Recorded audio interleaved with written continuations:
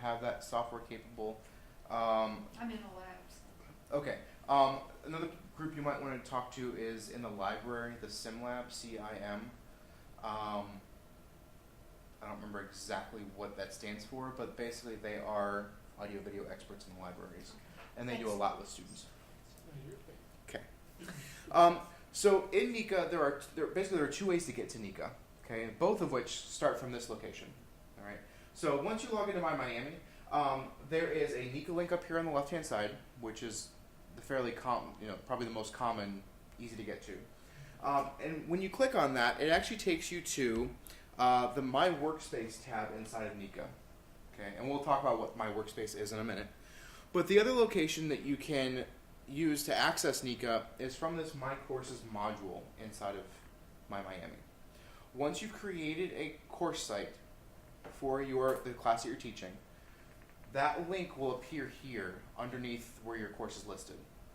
Okay, so it does take a little bit of time, but the first time you create your Niihka site, you're going to do so by going into the icon here on the left side to create your site. Okay, and I'd say a lot of students probably click on that link as well to get into Niihka first, and then from there navigate to the correct site. The first place, so we're going to start here at My Workspace. My Workspace is a personal tab for each individual user of Niihka. Everybody has one, faculty, staff, students, guests. It's the content that is displayed here is what's different for each user. On the far left-hand side is a list of links. These links will change based on which tab you are in or which site you are in inside of Niihka.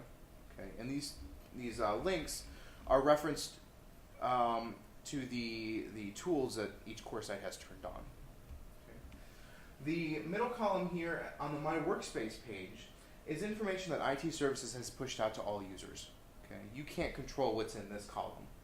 Okay. Right now it's a list of links to PDFs for support documentation. So if you get into My Workspace and you try to figure out how to add teaching assistants to your class, there's a PDF here on how to do that. Okay. This information will eventually change. If we have any planned outages or upgrades with Niihka, we'll put them here so most users can see them. But if in the future this does change and you still need access to these PDFs, all of these documents are stored in the training and support link over here on the side. And I'll talk a little bit more about what that is in a little bit. Okay. The far right-hand column is an aggregate of information for all the sites that you are currently enrolled in. Okay. Now, this is helpful for you, but mostly helpful for your students. So the way this works, if I'm a student and I'm taking 4 classes this semester, I'll go in here and let's say 2 of my instructors have announcements that they've put into Niihka to send out to their students. If I log into the My Workspace page, under recent announcements, I will see the announcements for all of my classes listed right here. Okay, so I don't necessarily have to go to every single class to see some of the important information that they need. Similarly, if the courses that I'm taking are using the schedule tool, which is essentially the calendar built into Niihka, and I have an instructor that's put a due date for a paper, that date will appear on the calendar here. This does it by week view, but under options you can change that to like a month view or a daily view if you wish. A lot of these dates are color-coded, so if an instructor does put a due date up there, for example, Niihka will color that day red, so that you know there's an important date on that day. And you can just click on the link for that day and it will show you the events happening here. It'll tell you which course they're for, whether it's a due date or a guest speaker, with a link for you to click on it to go into the course site. Okay. This module down here, Master Center Notifications, is really helpful for instructors. Because if you're teaching, let's say 4 classes, and all of your classes are using the discussion forums tool, and your students have to, on a regular basis, post to the discussion forum. Instead of you having to go to every single individual Niihka site, and once you get to that site, then going into the forums tool to see if there's anything new there, this will give you that summary. Okay. So in this far-hand column, it says New in Forums. And you can see that in this one site here, the Social Media Council site that I have 23 discussion forum posts that I personally have not seen yet. How do you know you haven't seen? Oh, new to forums. New to forums, yeah. This will only show you new things that you have not seen. For example, this practice course, I'm guessing, has discussion forum posts, but I've seen them already, so there's nothing new in there for me. Yeah. And this functions for students as well. So a student can go into a specific class and see if there's anything new that they haven't seen yet in the forums tool. Does that make sense? Yeah, except what is a forum? What is the function of a forum? Discussion forum is it's a tool that's used for asynchronous communication Okay. between students and instructors. Okay. Thank you. Mm-hmm. Any questions on the layout of my workspace? Okay. A lot of the information that I just went through with you is going to be very similar when we go into specific course sites in Niihka. So that's why I covered it all in my workspace, because a lot of it carries through the entire system. Let's talk a little bit about some of the links we have over here. Again, these are specific to my workspace, so these will change once I go into a specific course site. But one thing I want to point out to you is the preferences one. Okay, so if you want to click on preferences, this is where I can customize which tabs I can see at the top here and in what order they appear. Okay, so if you taught in Blackboard before we moved to Niihka, there were a lot of course sites that may have been migrated into Niihka for you. And I don't have any here, but those all say migrated in front of them. Those are old course sites that most instructors are not using at this point. And so a lot of instructors choose to hide those completely from their view. They don't need them anymore. Okay. In Niihka, it is not possible for an instructor, or any user rather, to delete a course site. Those have to be requested for deletion by IT services. And the reason for that is we don't want an instructor going in and deleting a site if it happens to have student data in it for whatever reason. Okay, so IT services will go through, make sure that it's okay to delete, and then do the deletion. Which is why those migrated course sites cannot be deleted right now. Okay. Now on this page we have my active sites and my hidden sites. My hidden sites are the ones that will not appear in the navigation up here. Okay. They are ones that maybe they've past semesters or just committees I'm not a part of anymore, and I just want to hide them completely from my view. So what I can do is I can click on, I'm going to click on this one right here. If I want to hide this completely from my view, I just click on it in my active sites and click this right-facing arrow to move it to this box. Now you can still see it over there, though, right? I can still see it over here, but I can't actually get into the Niihka site until I move it back to my active sites. But you can move it back. Yes. Okay. Yes. So I could do that right now. Yes. So if you had a course site from the fall that you're no longer using, you could move it to my hidden sites, and then halfway through the semester realize, oh, there's a document in there that I needed. Just move it back to my active sites to pull that document out. What's the difference between the single arrows and the double arrows? Double arrows will move everything in this box to this box. Okay. So gotta be careful with that one. Especially when you get a long list of courses. Okay. You can also set how many tabs are displayed at the top. Okay, so notice I have 4 tabs. Okay, and that last tab is actually says more sites. So I have more than 4 sites that I have access to, and if I click on more sites, this will show me everything that is listed in my active sites. But I'm telling Niihka I only want 4 tabs to be available at the top. Okay, and so you can specify which courses you want shown in which order. Okay, and so in this box here, these first 3 rather, or 2. Oh, I know what I did wrong. Okay, I'll explain what I did in just a second. But so the top 3 are the ones that appear here, and the 4th is more sites. So if I wanted this e-learning interface to appear first next to my workspace, I can click on it in the box and then click on the up arrow. That'll move it to the top of the list.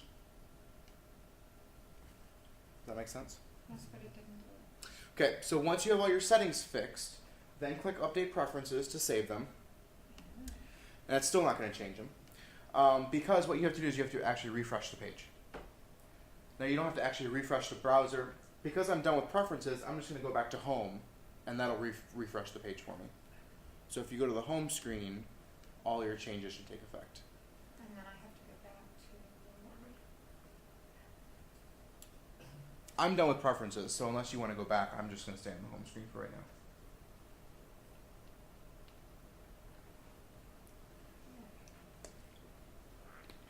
Alright, Okay. you're on the home screen? Yes. This is a handout. Thank you very that much. you can notes on. Thank you. Okay. I apologize for the fidgety projector bulb. I'm not really sure what's happening with that. Okay, aside from preferences, we have the profile tool, which is the one right underneath home. This is an area that you can customize for your profile within Niihka. Okay. The information that's in this profile tool does not impact anything outside of Niihka. Okay. And vice versa. So anything outside of Niihka doesn't necessarily impact what's in this profile tool. Okay. You do have the ability to turn on a tool within your course sites called the roster tool. And the roster tool will show you a list of people enrolled in the class with a link that you can click that says pictures. When we first rolled out Niihka, there was a lot of confusion because people were expecting that pictures link to show the photo rosters that the university provides. That is not the case. Okay, the photo rosters are still independent from Niihka and accessed through Bannerweb. You can't get those through Niihka. But what the pictures link will do is it will show user uploaded photos. Okay, and those user uploaded photos are uploaded through the profile tool. Okay, oftentimes if you're teaching an upper level course like a 400 level course or even a graduate course, some of the pictures in the photo roster are pretty outdated. And so a lot of instructors ask students to upload a recent picture of themselves in the profile tool so that they can match names with accurate photos of the users before classes start. Okay. But this has to be user initiated. There's no way to force people to do this. Okay. You can also set some personal information about yourself. I've got my birthday here, some staff information about where I'm located, even though this information is outdated. But that way people can actually look me up in Niihka and see some of the information that I've posted here. Again, this is separate from the official university directory and separate from the photo roster. But you still can have some level of connection with students from within Niihka directly. Okay. In addition to that, there is a schedule tool here. And again, the schedule tool in Niihka is essentially a calendar, built-in calendar. One thing to keep in mind is that I'm in the schedule tool from within my workspace, which means anything I put on this schedule is private to me. So do not put events on here that you want your classes to see. Okay, to do that, you would put it on the schedule tool inside of that class, not inside of my workspace. Question, you said don't put on there what you don't want classes. They can see it or they cannot see it at all? They cannot see the your personal schedule tool in my workspace at all. Okay. At all. Thank you. Mm-hmm. Okay. However, this will aggregate information from their other classes. Okay. So, let's say I'm taking a class from you and you put something on the schedule tool inside of your class so that students can see it. Mm-hmm. Remember, the schedule tool was one of those modules on the far right-hand side that aggregates information. So if I go into my schedule tool, I can see the information that you put on my class schedule. Okay. It's all compiled together. All right, so it would show that you, my student, put at 11 a.m. that I'm giving an exam. Correct. Okay, and I know that, no, you were wrong. You just didn't read right? Because it's really going to be on Thursday. No, it's if you put an 11 o'clock exam on the course calendar inside of Niihka, it would show up here for the student. In theirs. Correct. But let's say you put a faculty committee meeting on the schedule tool inside of my workspace. Mm-hmm. Students do not have access to that. Okay. Thank you. Mm-hmm. So anything that you want other users to see, you have to put outside of my workspace.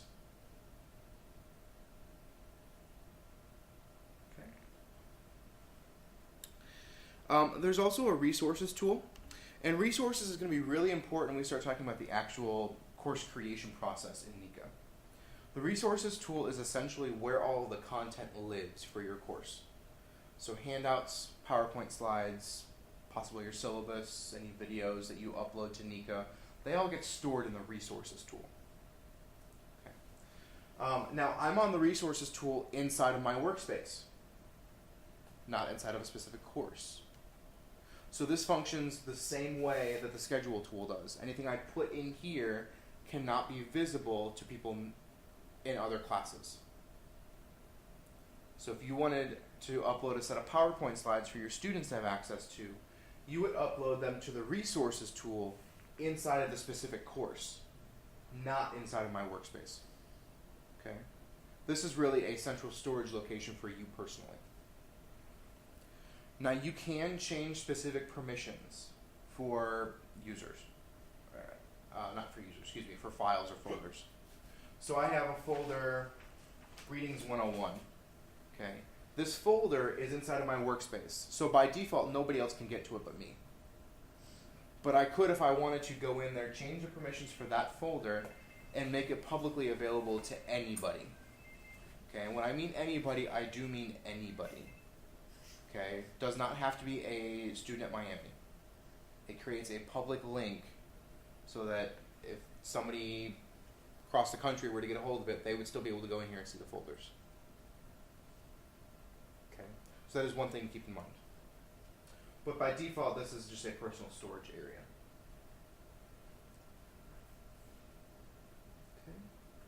Okay. Those are the big things inside of my workspace. Are there any questions about what you can do, what you can't do inside of the My Workspace tool? We'll get to specific course things in just a moment. Okay. So the next big task that you'll probably want to do inside of Niihka is to create your course sites. So that's what we're going to go through next. To create a course site in Niihka, you always start from My Workspace. I have one question where it says entire site under access. Yes. Okay, what does that mean? Entire site, every tab is considered a site. Okay. Course site, All right. project site. Okay. My Workspace is technically a site, even though it's a private site. All right. Thank you. Okay, so to create a course site in Niihka, you're always going to start on My Workspace. And the tool that you're going to choose is Worksite Setup.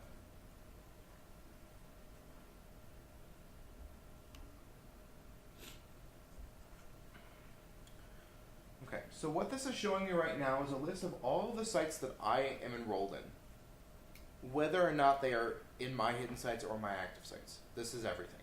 Okay, what's down here is not as important right now. What we want to do is we want to create a new site. Okay, and so you'll see in a lot of tools there's a tan bar across the top here, and the first link is new. Okay, we're going to go ahead and click on that because we're going to create a new work site.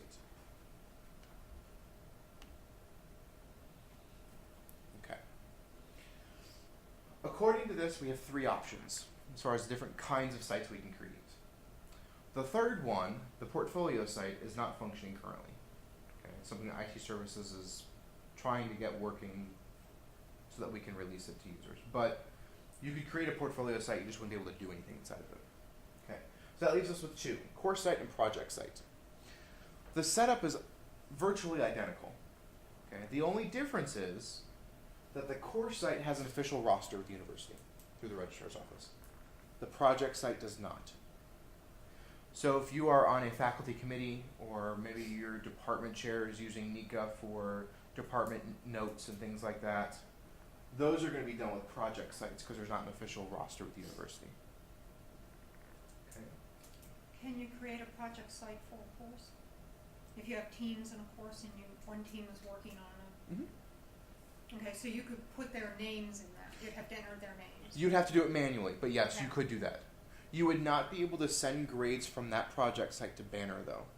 So if you chose to use the gradebook in that project site,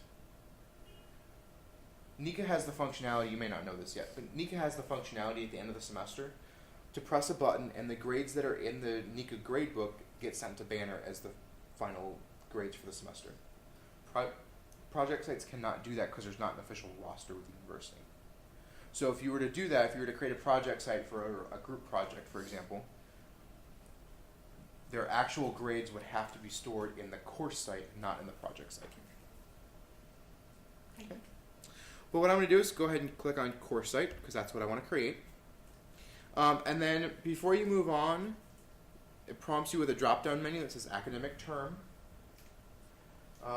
Practice course semester, basically it's a Unreal semester that allows you to just kind of play around with what you can do with course sites before you actually add a roster to it.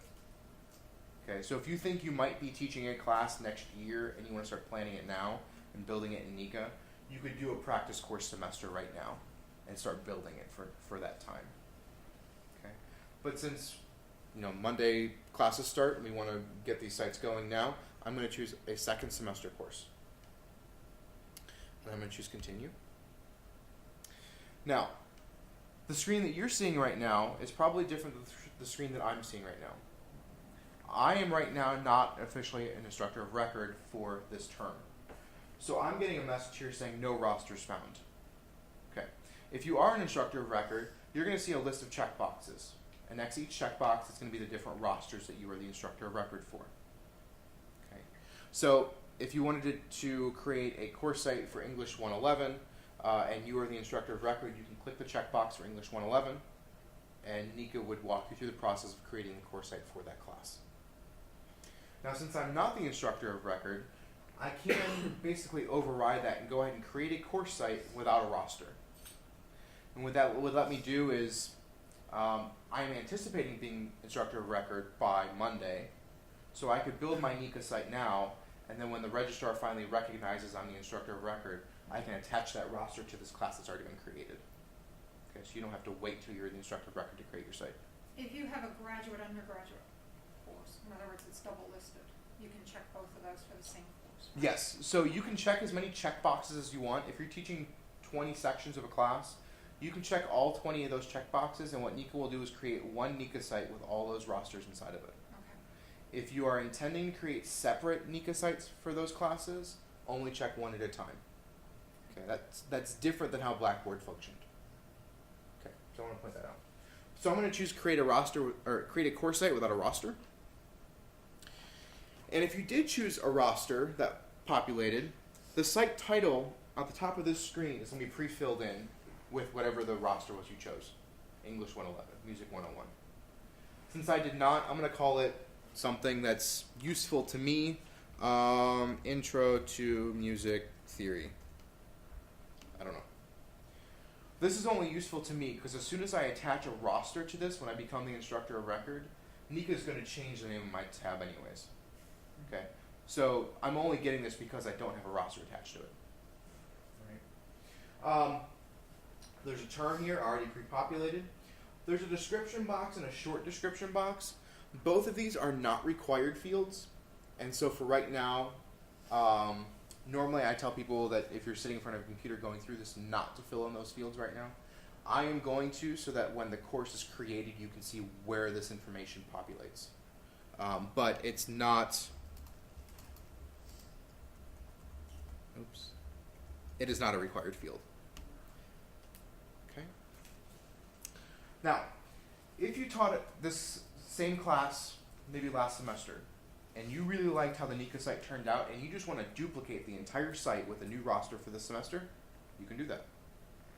Option right here, duplicate a site that you own. If I choose yes, I can click on the course site that I want to duplicate, and it will bypass all the middle steps and take you right to the end. Okay, because it's literally copying everything. All the same tools, all the same files you had uploaded, all the same videos, everything gets moved over. Okay. Now, if you're only intending to reuse certain parts of a past course, let's say you didn't like how the videos turned out, but you really liked how the discussion forums were set up, or maybe the tests and quizzes you want to move over only. There's a separate process to do that, okay, where you can move over individual tools. This does not give you that option. This is all or nothing. Okay, so for right now, I'm going to say, nope, I don't need to duplicate a site, and click continue. Now again, if you did say duplicate a site, you're going to bypass all of this.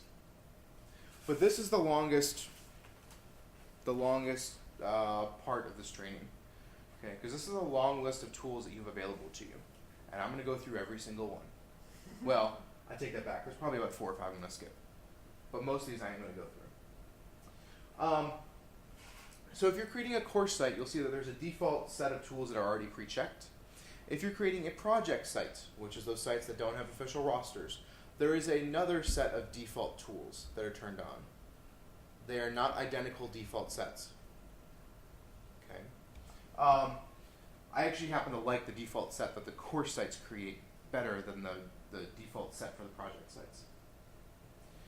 So at the top we have home. This is that landing page that students are going to see the minute they click on the tab at the top for your course. Okay, this is important that you keep this turned on. If you plan on sending out announcements to students through Niihka, whether it's reminders about tests or study sessions or guest speakers or class cancellations, you're going to want to use the announcements tool. Can I ask a quick question? Yes. On the home, would that be a good place to put the URL to go to a website? Are you talking specifically for your syllabus? Mm-hmm. You could put it there. There's another place I would probably recommend you put it, and we'll get to that after the site's created. But yes, there is a place on the home screen if you wanted to put it there that you could do that. If you plan on collecting electronic assignments from students, okay? So if you used Blackboard in the past and you had an assignment set up and the student submitted their assignment through Blackboard, okay, not to your email, not a hard copy to class, then you would want to use the assignments tool inside of Niihka. If your stuff is primarily hard copy turn-in or class presentations or something that's not electronic, it's really up to you whether or not you set this up or not. There could be some benefits, but it's really your decision. Now, with the assignments tool, there are 2 different ones. There's assignment 2, which is default checked, and assignments, which is not checked. We always recommend you use assignment 2, the default. Okay. The assignments tool is the tool that came with Niihka when we first started using it at the university, when we first started piloting this system. And because we had instructors in the pilot, they were using this assignments tool because assignment 2 wasn't available yet. Now that assignment 2 is available and it's much more robust than the assignments tool, this is the one we're recommending. We haven't gotten rid of the original because there are some people still using it from back when they were part of the pilot. Okay. So always use the assignment tool if you're planning on using assignments. The blogs tool is a very basic blog for your course. And if you don't know the history about blogs, when blogs were first introduced to the world, they were private journals for individuals. That's how the blog tool in Niihka functions. It's a private journal between the student and the instructor. Okay, you cannot have group blogs. The blogs are not by default public to other students. It's really a private journal. Okay. Let's see here. Chat room. Allows you to basically have a chat room in your course where you could do virtual office hours. You could have students drop in, maybe hold a virtual study session where everybody's typing to each other, work out problems. You as the instructor don't even have to be present. As long as the tool is turned on, anybody who's in that chat room can participate. Okay, so it could be a student-led study session. Is that visible to everyone? Are you asking if you could selectively make it available to certain individuals? Well, the students came to me and said, can you turn on the chat room? I say yes, and I do. Mm-hmm. But I don't want anything to do. Okay. Okay. And you two want to chat. Right? And what I want to know is their conversation visible to everyone in the class, or is it just visible to the 2 of them? Yes. How long is it visible? Like, could I go on the next day and still see what the class was talking about a couple days ago or whatever? That is a good question that I don't know the answer to. Okay. I think the answer is yes. I think it does log it so that if you were to pull up the chat room,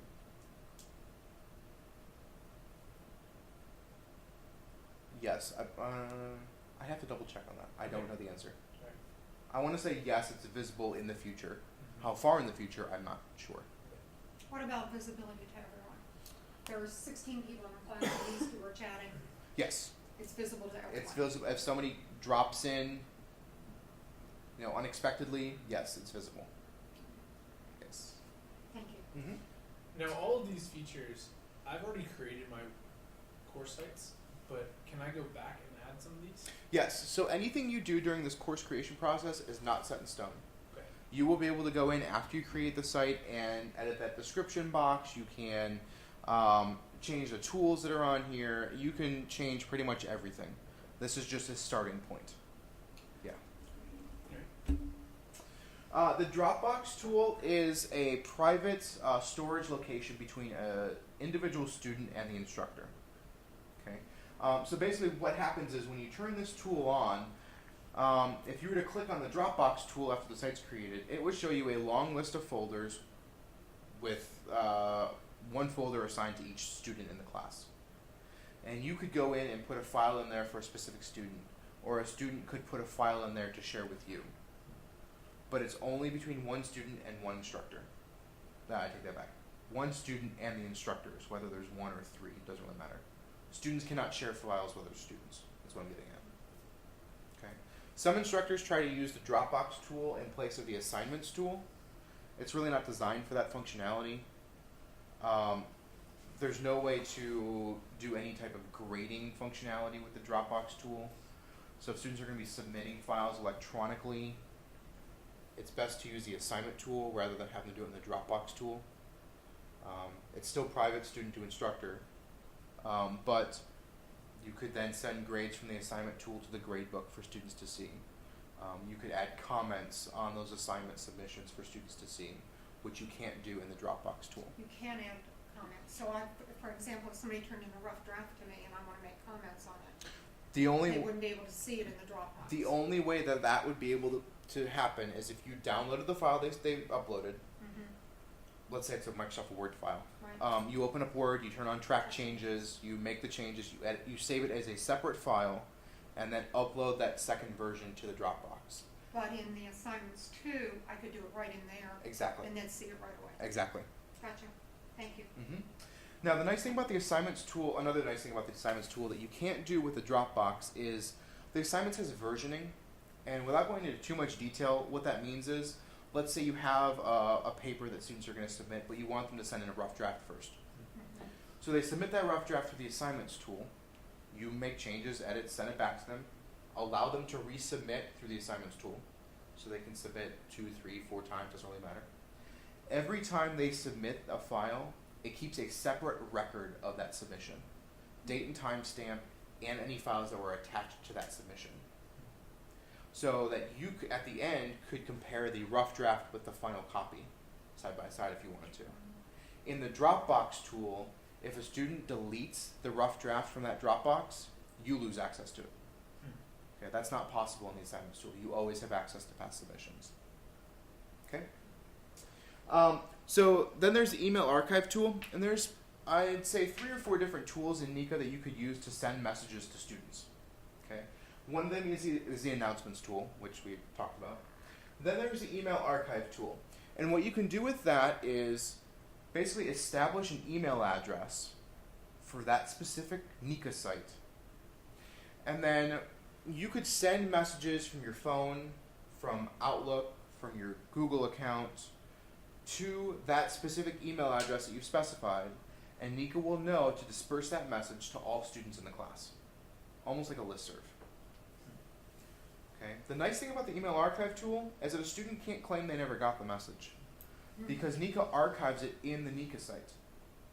So if a student accidentally deletes a message, they could log back into the Niihka site and see the messages that have been sent to that email address. Okay. Now, if you were to use the email archive tool, there's no way to set who's to receive that message. Just like a listserv, it goes to everybody. Okay, so if you're only intending to send it to 2 or 3 different students, email archive is not the tool that you want. And there is, I'll get to which tool that it is that you do want. I have another question. Sure. Okay, I'm working with clients Mm-hmm. who are outside the university. Uh-huh. Can I add them to the email archive? Like a listserv? You would have to add them to the Niihka course site. Gotcha. Is that technically possible? Yes. Are there things that have to be seriously considered before you do that? Yes. I've already set up a regular listserv, but I Okay. wanted to know. Okay. Thank you. Yeah. It's definitely possible to add external participants. Actually, we recommend it. We always recommend that instructors enroll a personal email account of their own inside their Niihka sites. Because even though you can get a 90% taste of what the students actually see in your Niihka site, enrolling an external personal email address in the site as a student will allow you to log into Niihka as that external participant and see the Niihka site 100% as the student would see it. Okay. One of the things specifically that is not entirely transparent when you're logged in as an instructor viewing it as a student is the gradebook. Okay, so even though you know what you've released to students, what you want your students to see in the Niihka gradebook, if you switch to student view, you're not going to see it entirely because you are not a member of that gradebook because you're the instructor. But if you enroll an external participant as a student and then log in as that user, you're in the gradebook and you can see everything the students are supposed to see. It's a nice way to double check what you're doing. And that's done through what again? Adding external participants. That's not done through a tool, but I'll show you once the site's created how to do it. Yeah. So then we have the forums tool, the discussion forums, asynchronous communication. You can put up a post, and people at any time can go back and respond to that post and whatnot. The gradebook, if you plan on making available grades in Niihka, that's the tool that you would use to do that. The lessons tool is really an important tool, and this is one of the newer ones that we have.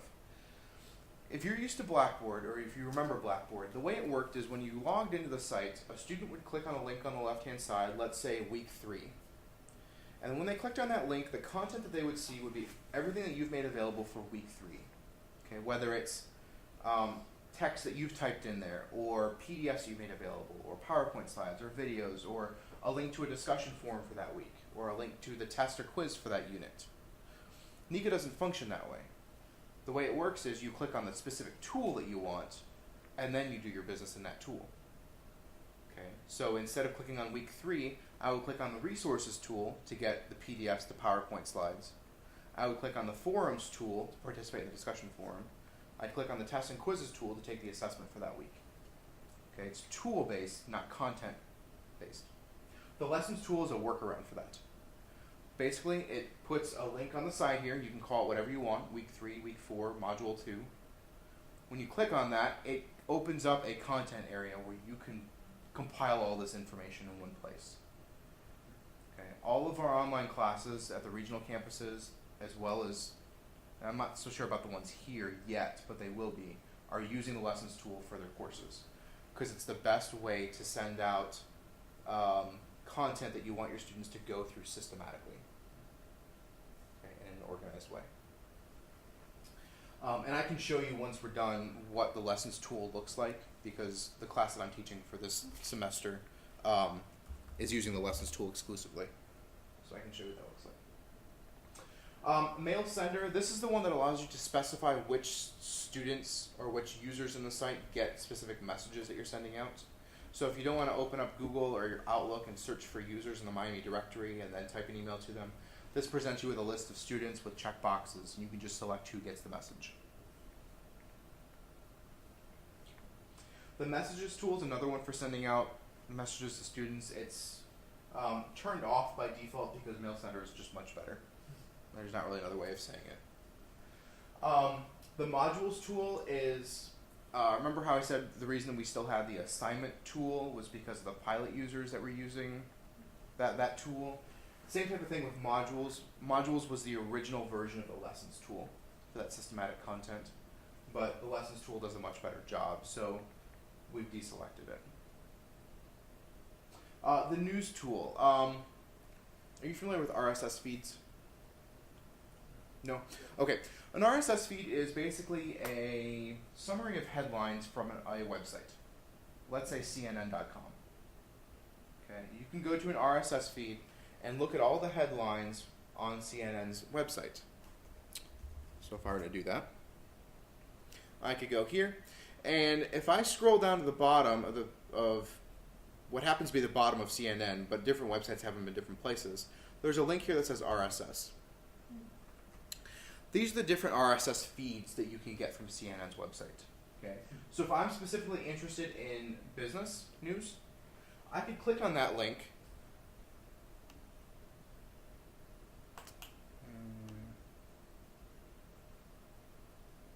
All right, well, that's not really helpful. But basically what it would allow me to do is if I copied this link right here and pasted this into the news tool in Niihka, students could click on a link on the left side of my class. Let's say recent headlines is what I want to call it. And they would not be taken to CNN's website, but it would embed all of the headlines from CNN's business section inside of Niihka. Okay. This is really helpful for those people who, where there are lots of journals and publications that use RSS feeds in your field, and you want your students to get a feel of what is being done in the field in the real world, okay, outside of education. You can easily put this up there, and they can read the headlines, and if they're interested, they can click on a link, and it will take them to the full article. Okay. Now, it's not the full live site, full live clickable site. It's just the headlines. Okay. All right. So I did that. Podcasts. If you have audio or video files that you make available to your students, specifically the ones that you create, there are a couple different places you can store them, either directly in resources, where all that content is stored for your class, or you can use the podcasts tool. What that allows you to do with the podcast tool is it actually creates an RSS feed for your podcasts. Okay, so similar to what we had with CNN, that students could then put into iTunes, which probably 90% of students have iTunes on their computer to manage their music. And anytime they open up iTunes, if you have posted a new audio or video file, iTunes will automatically download it to their computer, which will then allow them to sync it with their iPod, their iPhone, their tablet. Okay, it gives them an added level of mobility when it comes to consuming the content for your class. If you were just to put the file directly in resources and not in podcasts, they'd be stuck to sitting in front of the computer to watch it.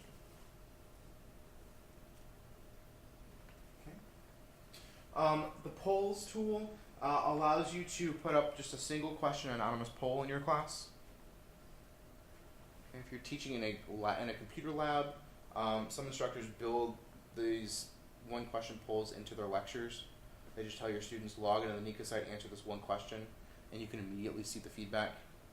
So if you're trying to do an anonymous formative assessment of whether or not the students actually understand the concept before you move on, you could do it that way. If you're looking for more in-depth surveying tools, then what you'd want to use is actually the tests and quizzes tool. Okay. Resources, we've already talked about that quite a bit. The roster tool allows you to share who is enrolled in the class with other students. You as the instructor can get this information elsewhere. So if you don't necessarily want other students to be able to get that information, you can turn it off. If you do turn it off, though, keep in mind that you lose out on the ability to look at those user-uploaded photos. Okay, that's done with the roster tool. The schedule tool, we've talked about that. That's the calendar inside of Niihka. There's a search tool that allows you to, let's say you're teaching a class, let's say you're not the most organized person when it comes to your Niihka site. And you've got 30 or 40 PDFs, Word documents, videos inside of the resources tool, but they're not organized by subfolders of whatever kind. And if students having a hard time finding a specific file, they could go into the search tool, type in a couple of words, and it will look for anything in that site related to those keywords. You also have the option of searching through all Niihka sites. So if you can't remember if a specific file was in my 9 a.m. class or my 11 a.m. class, it'll search through all of your Niihka sites. Okay. Section info is only relevant really, if you have teaching assistants. Okay. If you don't have TAs, you're not going to use a section info tool. Basically what that allows you to do is assign a specific TA to a specific section in your class. Okay. Site info and statistics, you can't turn those off. Those are just defaulted on. The syllabus, there are two places you can put a syllabus inside your Niihka site. You can either upload it directly to resources, where the rest of your content's going to be, or in the syllabus tool, which actually puts a link that says syllabus on the side of your Niihka site that students can click on, and then they can be shown the syllabus. Whether it's typed directly into Niihka, whether it's uploaded as a Word document or PDF, or whether it's an external website. You don't copy it in there, you just put the URL. Correct. You could copy it if you wanted to, but you only need to put the URL. Right. I ended up using the syllabus tool on it. It puts it up there as a PDF, essentially. Was the original format not a PDF? It was. Okay. Yeah, she actually has a website that she's Oh, that she has built for the syllabus, that's good. and so she just wants to give that URL for that website to students. Okay, that's different. Mine is Yeah. a work in progress, so I want to be able to go in there and change Sure. it, so I want a live site. Yeah, that's Yeah. good. So, tests and quizzes. If you plan on doing online testing, you could do that. Like I said earlier, it's also good for more comprehensive surveys or even anonymous assessments for your class. If you use clickers in your class, Turning Technologies is what allows the clickers to communicate with your Niihka site. Web content. I had mentioned with the news tool that you can embed an RSS feed of all the headlines in your Niihka site. The web content actually allows you to embed the full live site inside of your Niihka site. So let's say the headlines for CNN wasn't good enough for me. I want students to be able to go to CNN's website and click through whatever headlines they want in whatever order they want. They can browse that website like they normally would. Or, better yet, let's say I'm teaching a class that has a textbook, and my textbook publisher has a supplemental website with additional study questions. I could take the link for that publisher's website and put it into web content, and it'll keep the links on the left here. It'll keep everything up here, including the tabs, so it looks like you're still in Niihka. But this area here gets replaced with that external website. So your students never have to leave Niihka in order to get that supplemental information from the publisher's website. It's a fully live, clickable site.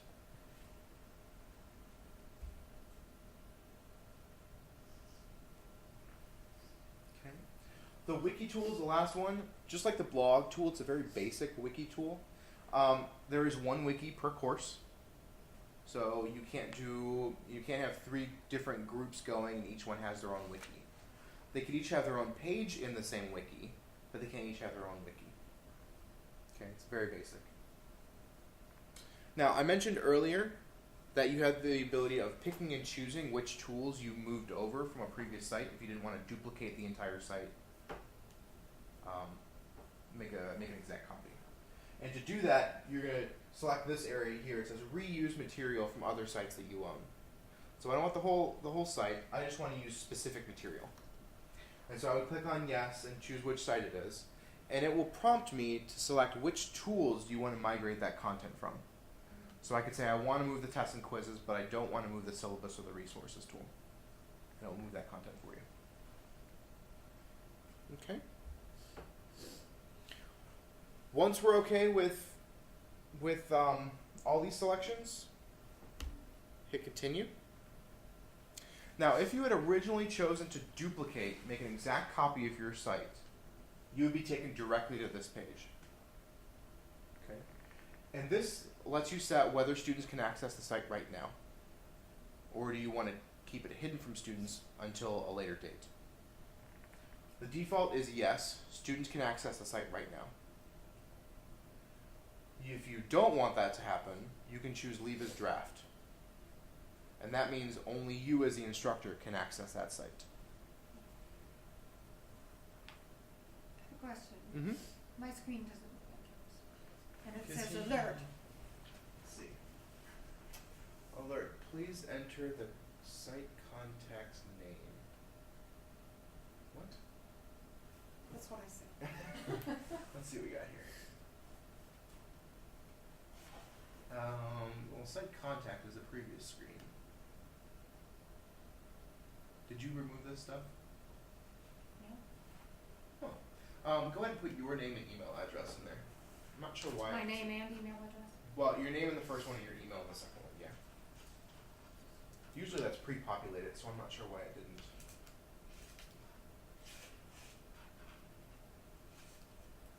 Okay, and then hit continue at the bottom.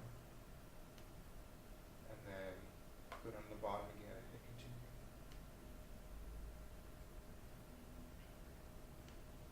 There we go. That was strange. I have a question here. Yes. Or maybe you'll answer it. There's 1, 2, 3, 4 tabs up there, Uh-huh. not including my space, my workspace. Correct.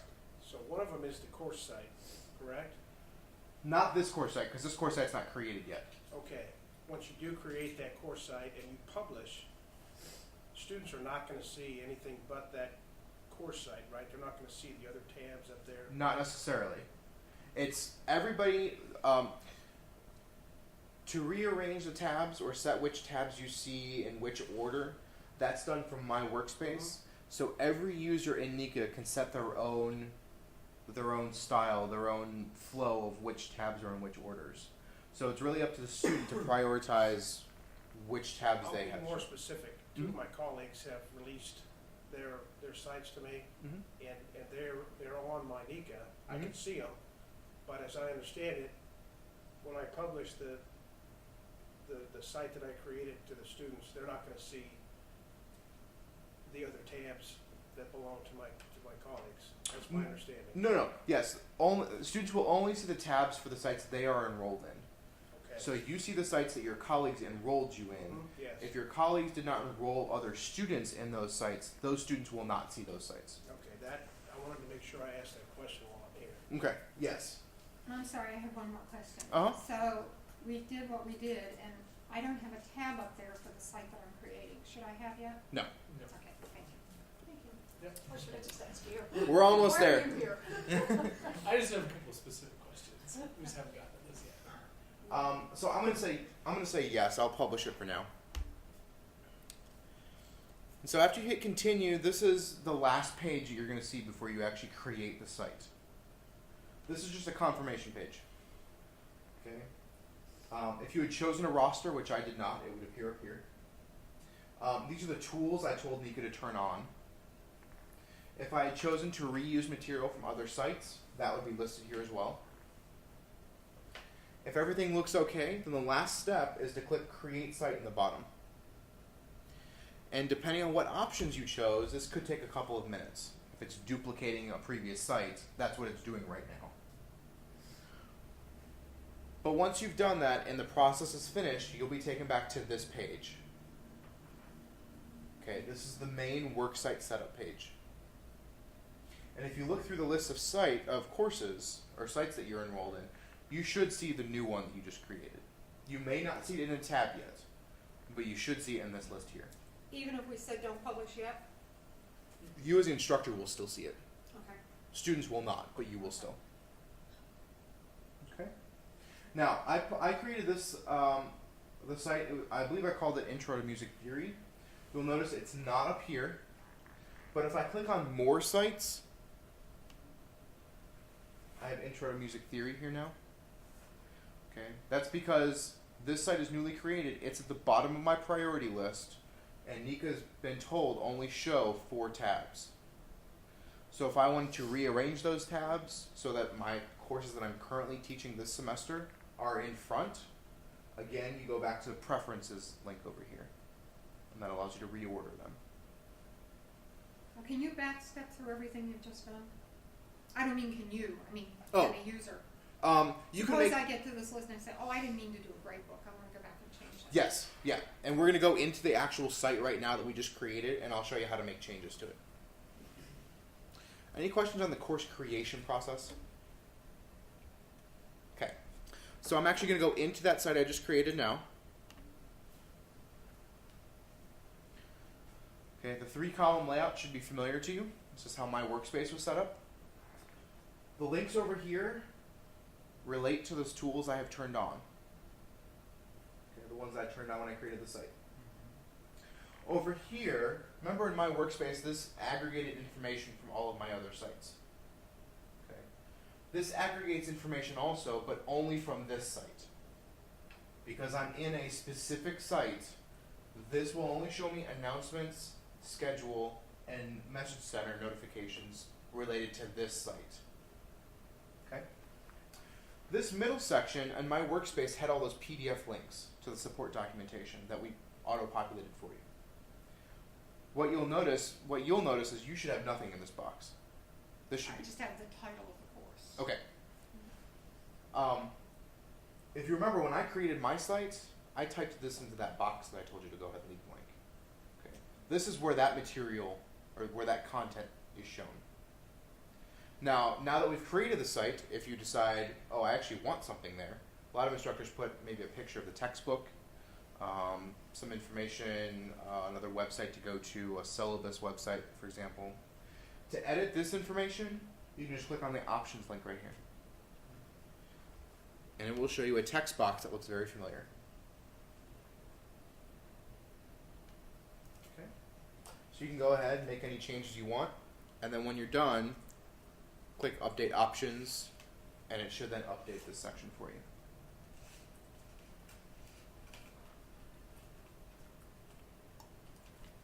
Now again, you're saying I can put the URL here if I want to. If you want to, sure.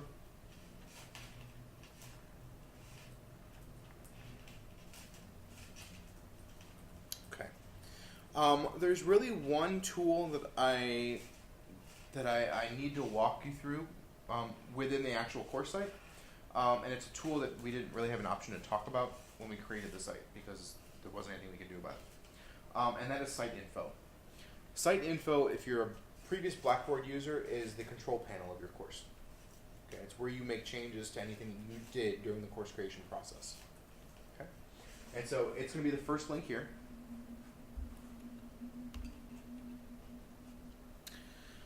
You'll see some basic information here. As the instructor, you will see the students that you are enrolled in the site down here. Now, I'm the only one in the site because I don't have a roster.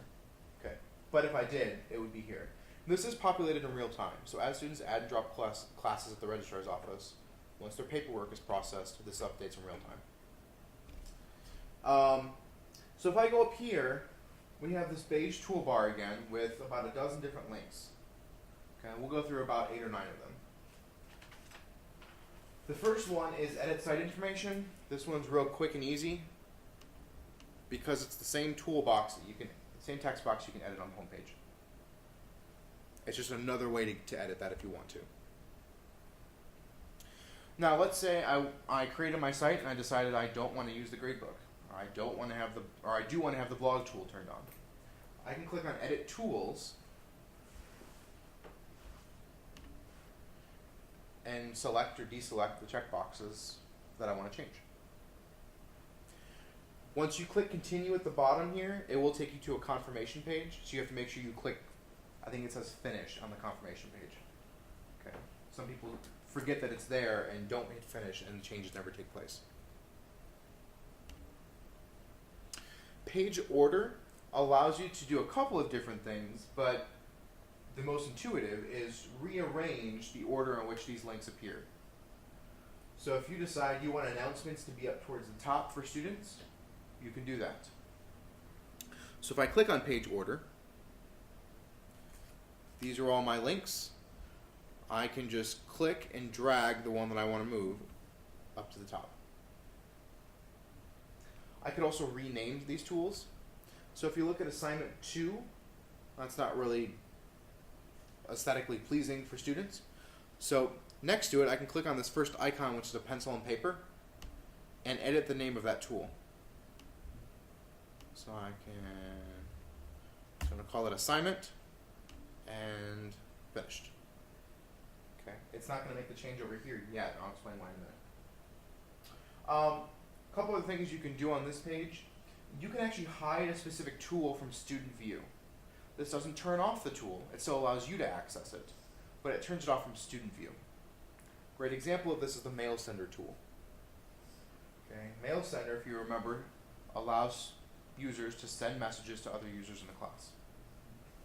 If you're teaching a lecture class, there's a gentleman who was in here for a couple trainings earlier that's teaching a combined class of almost 400 students.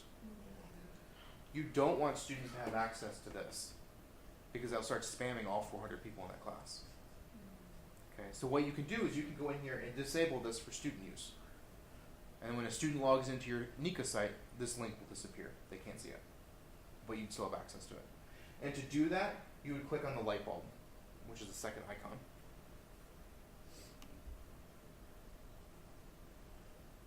Okay. The light bulb is off. That means students can't get to it. Now, there's also a lock icon.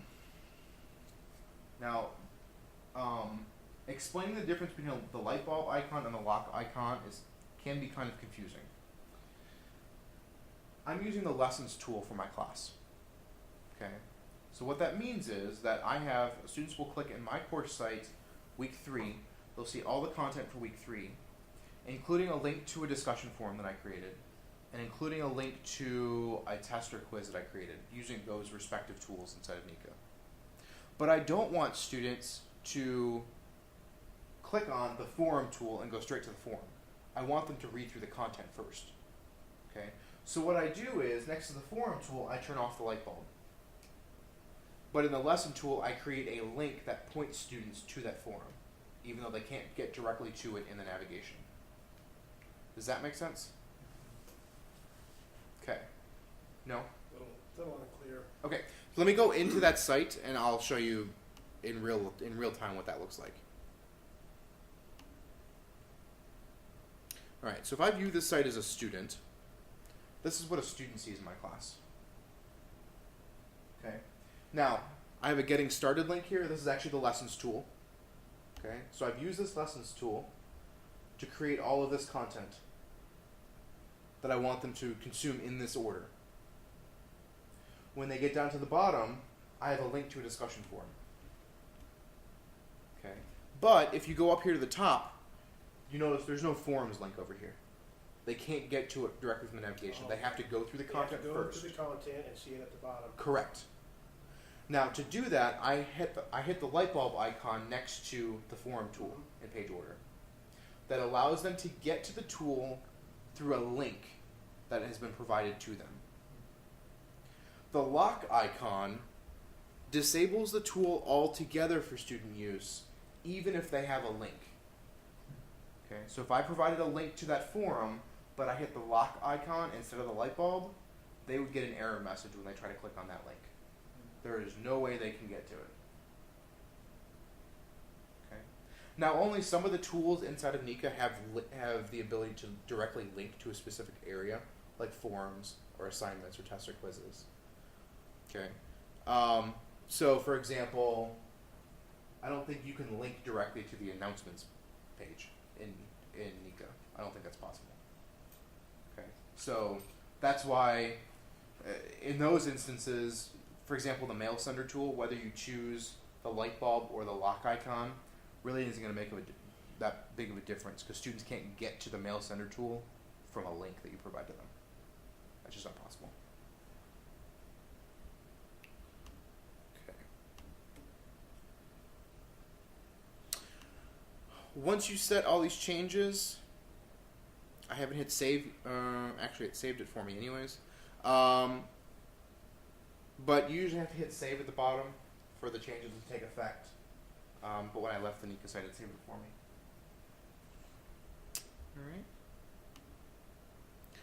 Alright. There may be a time where you want to enroll a user who is not officially on the roster, whether it's a teaching assistant, a colleague, maybe a student who's auditing the class and isn't officially on the roster.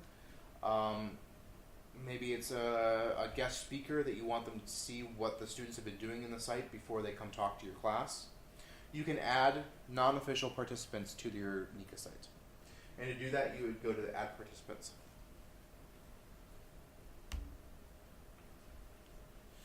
Now, there are 2 text boxes here. The first one is for anybody at Miami who has a unique ID.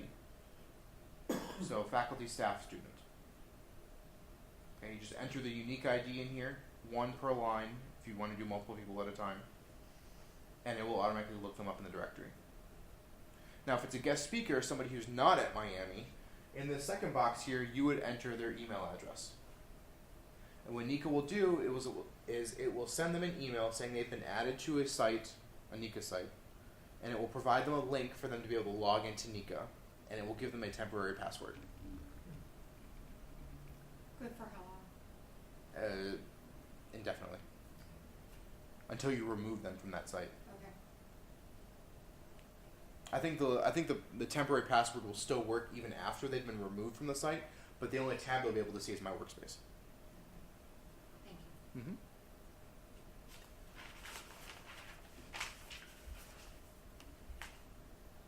Okay. If you remember, I created this course site for this term, but I chose create a course site with no roster because I'm not the instructor of record right now. When that happens and I want to attach my roster to this course site I've already created, you can do that through edit class rosters.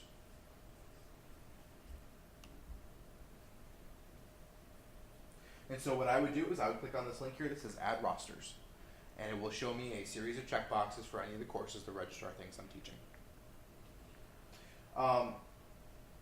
If you created a Niihka site that has multiple rosters in it, let's say you're teaching 2 or 3 sections of the same course, and you decide at some point that was a mistake, I actually want to separate them into 2 different courses, you can come here and click on a checkbox to remove a roster from this class, and then create a new Niihka site for that roster.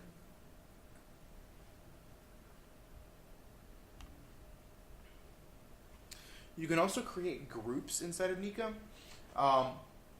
By default, Niihka automatically creates groups based on sections. So if you're teaching 3 sections of the same class in one Niihka site, it will create 3 auto groups, 1 for each roster. But you can also create ad hoc groups. So let's say you're teaching a class of 20 students and you want them to be in groups of 4 to work on a project together. You can create those groups inside of Niihka and assign those students to groups, and then use a couple of tools inside of Niihka that have the ability to recognize when groups are being used. For example, the discussion forums tool. If you want each group to have their own discussion forum to collaborate together without anybody else from the class going in there, you can do that. You can create a forum and restrict it only to that group that you've created. You could also change the permissions so that only members of that group can post messages to the forum, but anybody else in the class can read the messages. They just can't respond. Okay. There's a couple of tools in Niihka that are considered what we call group aware, as they recognize that groups can be used. Okay. And where are they? Those tools are, let's see here, the schedule tool allows you to put up calendar of events for certain individuals. The announcements tool you can release to certain groups. Discussion forums. The assignment to tool does do it. And tests and quizzes does it. So you can release. Just about everything. Well, yeah, the ones that don't, I don't believe you can do it for syllabus. The roster tool, search, mail sender, really the tools that allow you to create content and do assessments do recognize that capability. Yeah. And you do that all under manage groups? Correct. So I could go in here, and I would, if I wanted to look at the auto groups, which are the section-specific groups, I can click on auto. But if I wanted to create a new ad hoc group, I could just click on that, title, and then select which students. I could easily enroll all students if I wanted to, for whatever reason, or it would also show me each individual student I can click and move over. Okay. The last link that I want to make you aware of is Manage Access. If you go through the course creation process and you say, no, I want to leave this site as a draft, I don't want students to have access to it right now. When you're ready for them to have access to it, that's where you're going to go. Okay. So if I click on Manage Access, this will look very familiar. I just change the radio button to Publish Site and hit Update. And students have access to the site. Okay. Any questions on what you can do in Site Info? Okay. Let me think. Are there any general questions at this point? Are there any other questions on just the general overview of Niihka and navigation and course creation? Okay, perfect.